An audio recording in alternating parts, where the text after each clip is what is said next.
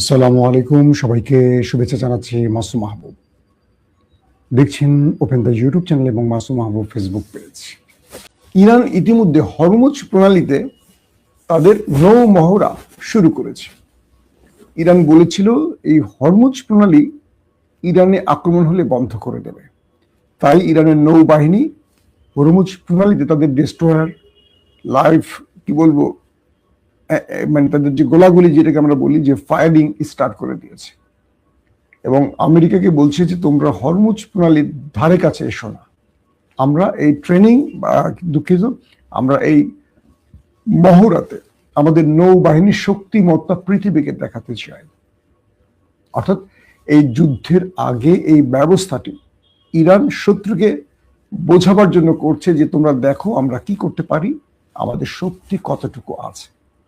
এবং আজকে এই মহড়াটি শুরু হয়েছে, আগামীকালকেও এই মহড়াটি চলবে। এরপর ফেব্রুয়ারি মাসের শেষ নাগাদ চীন এবং রাশিয়ার সাথে আবারও তিন দেশীয় মহড়া হবে। এখন আমেরিকা যখন ইরানে আক্রমণ শুরু করতে চাইছে সেই সময়টি ইরান হরমুজ প্রণালীতে এসে কেন এই নৌ মহড়া চালাচ্ছে? এটার বক্তব্য হচ্ছে ইরান নৌ মহড়ার মাধ্যমে আমেরিকার নৌ আক্রমণকে প্রতিহত এবং মোকাবেলার একটা বার্তা দিচ্ছে এই পরাশক্তিকে। অর্থাৎ ট্রাম্প কি করছেন এই বার্তাটি তো ইরান জানছে। ঠিক সেই হিসেবে ইরান অগ্রিম তার বাহিনীকে সতর্ক রেখে সাগর তার দখলে রাখছে এবং এই দখলে রাখার মধ্য দিয়ে ইরান আমেরিকাকে বোঝাচ্ছে যে তুমি যদি আক্রমণ করো তাহলে পাল্টা আক্রমণ করবো। আবার আমেরিকা বলছে যেন ইরানের কোনো ড্রোন, মিসাইল, ওয়াটার বোট আমেরিকার ডেস্ট্রয়ার, ওয়ারশিপ কিংবা এয়ারক্রাফট ক্যারিয়ারের আশপাশে মুভ না করে। যদি সেগুলো আমেরিকার আওতার মধ্যে আসে, অর্থাৎ আমেরিকা ইরানে আক্রমণের জন্য যে মধ্যপ্রাচ্যে ঢুকেছে তার আওতায় আসলে আমেরিকা এটাকে যুদ্ধ হিসেবে নেবে, কিন্তু ইরান এটাকে তোয়াক্কা করছে না। মূলত আমেরিকাকে ভয় দেখাবার জন্যই এই অঞ্চলে ইরানের আপনার হরমুজ প্রণালীতে ইরানের এই মহড়ার ব্যবস্থাটি করা হয়েছে।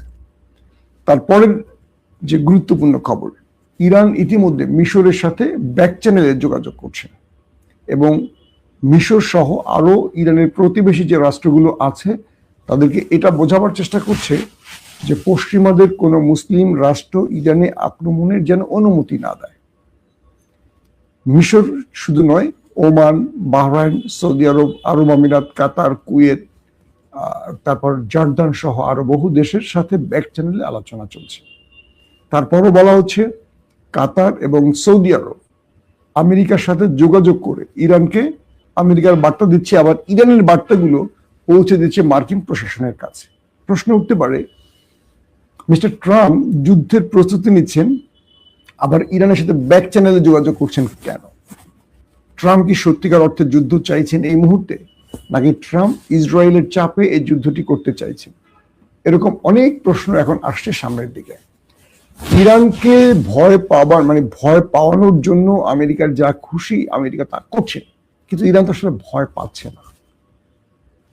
ইরান ভয় পাচ্ছে না, বরং আমেরিকাকে ইরান বলছে যে তুমি যদি আমার সাথে লড়াইতে আসো আমি আমার মতো করে তোমাকে জবাব দেব। এতে করে যদি বড় কোনো কিছু ঘটে তার দায়ভার তোমাকে নিতে হবে, কারণ তুমি এই অঞ্চলে যুদ্ধ চাপানোর জন্য আসছো। আবার ট্রাম্প ইরানকে বলছে তুমি পারমাণবিক প্রকল্পের কাজ স্টপ করো, নিউক্লিয়ার প্রজেক্ট স্টপ, তোমার ব্যালিস্টিক প্রোগ্রাম স্টপ। সরকারের বিষয়টি হয়তো বা বিবেচনায় আসতে পারে। আবার এই প্রশ্নটি আসছে কাতারের সর্বোচ্চ নেতা মিস্টার পররাষ্ট্রমন্ত্রী ইরানের সর্বোচ্চ নেতার সাথে, সর্বোচ্চ নেতা কাতারের নন, তিনি পররাষ্ট্রমন্ত্রী, ইরানের সর্বোচ্চ নেতা আলী খামেনির সাথে যে বৈঠক করেছেন তখন তিনি প্রকাশ্যে হাজির হয়েছেন।